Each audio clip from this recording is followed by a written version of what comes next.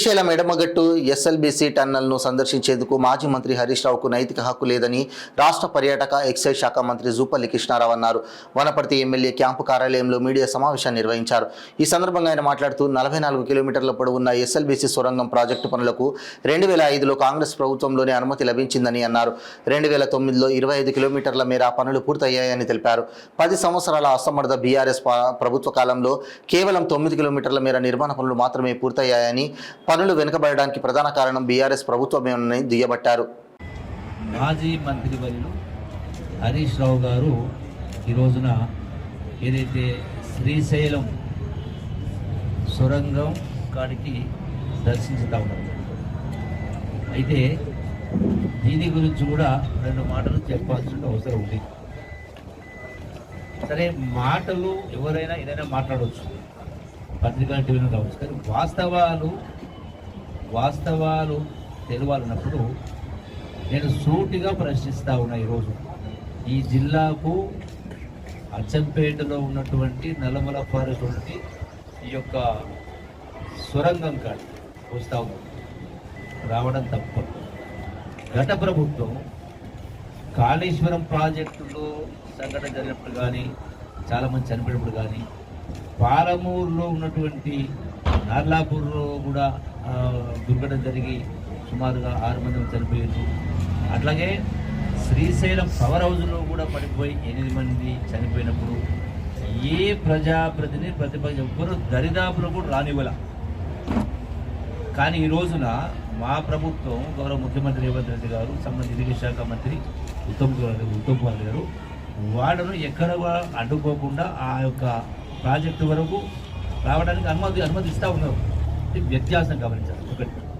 రెండవది, అసలు మీకు ఈ ప్రాజెక్టు గురించి మాట్లాడేటువంటి నైతిక అర్హత ఎక్కడిది? దీని గురించి ప్రశ్నించే అర్హత ఎక్కడిది? ఎందుకు చెప్తున్నా అంటే, ఈ సొరంగ పనులు 44 కిలోమీటర్ల పొడవైనటువంటి సొరంగం. ఇది 2005వ సంవత్సరంలోనే వాటిని మంజూరు ఇచ్చి టెండర్ పిలిచి సుమారు 2006వ సంవత్సరం మొదలైంది. డాక్టర్ వైఎస్ రాజశేఖర రెడ్డి గారి నాయకత్వంలో 6 ముఖ్యమంత్రి ఉన్నప్పుడు కాంగ్రెస్ ప్రభుత్వ హయాంలో మొదలై 21 కిలోమీటర్ సుమారుగా, 25 కిలోమీటర్ సుమారుగా, అంటే అటువైపు నుంచి నల్గొండ నుంచి సొరంగం పూర్తయింది 20 కిలోమీటర్లు. ఇటువైపు నుంచి అంటే శ్రీశైలం వైపు నుంచి బిగినింగ్ పాయింట్ కాడ ఉందో అక్కడ ఏమైందంటే, అసలు ఈ 2వ టీబీఏ మిషన్ పెట్టడం, మొదటిదేమో నల్గొండ సొరంగం కదా, అక్కడ మొదలైంది, స్టార్ట్ అయింది 2009 వరకే సుమారుగా 21 కిలోమీటర్ నడిచింది. అప్పుడు 2009లో కృష్ణానదికి వరద పోటెత్తి 2.5 సంవత్సరాల పాటు పనులు ఆగిపోయింది. మొత్తం కూడా మునిగిపోయింది. మొత్తం శ్రీశైలం ప్రాజెక్టే మునిగిపోయింది. పెద్ద వరద వచ్చింది, ఆగిపోయింది. ఇది నల్గొండ, ఇక్కడ శ్రీశైలం మొదటి భాగాన ఉన్నటువంటి ఇంకొక టీబీఏ మిషన్, 9 మిషను, దానికి ఫారెస్ట్లో ఉంది కాబట్టి ఫారెస్ట్ క్లియరెన్స్ రాక అది పని ప్రారంభమైంది 2009, సుమారు 8 స్టార్ట్ అయింది. అంటే దాని తర్వాత ఈ 2 సంవత్సరాలు వరద వచ్చింది. అంటే నెట్గా పని జరిగింది చాలా తక్కువ సమయం. అయినా కూడా మొత్తం 44 కిలోమీటర్లో సుమారుగా 24-25 కిలోమీటర్లు కాంగ్రెస్ ప్రభుత్వ హయాంలోనే పనులు పూర్తయింది.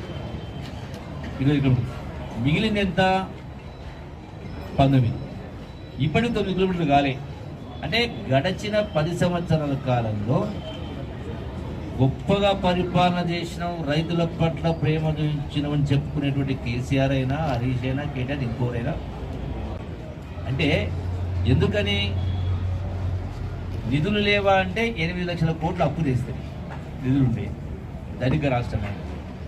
మరి ఎందుకోసమని పూర్తి కాలే?